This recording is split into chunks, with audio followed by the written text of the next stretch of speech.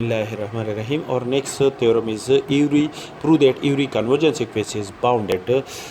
Proof. Let the sequence A and be a convergent sequence converge to the point A.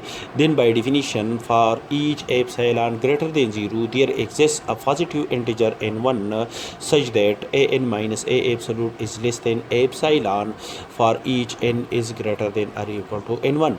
Since the an absolute minus a absolute is less than or equal to an minus a absolute, and an minus a absolute according to the above condition is less than epsilon, that is an absolute minus a absolute is less than epsilon, which is also equal to an absolute is less than epsilon plus a absolute for each n is greater than or equal to n1.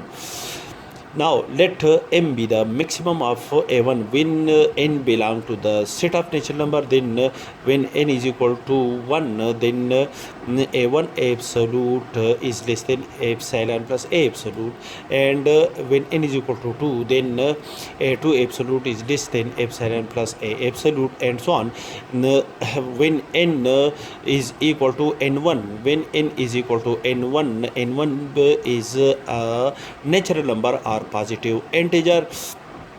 Therefore an1 absolute is less than epsilon plus a absolute, and epsilon plus a absolute, that is, let m be the maximum element of this set. That is, in this set there are the elements a1 absolute, a2 absolute, a3 absolute, and so on, epsilon plus a absolute.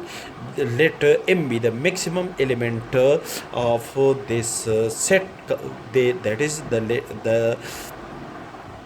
the element m, the element m, that is m be the maximum element of this set.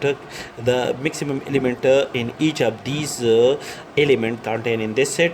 Then the an absolute is less than or equal to m for each n belong to the set of natural number, that is the sequence an according to this condition. This is the condition, this is the definition of the bounded sequence. That is, the sequence an is a bounded sequence.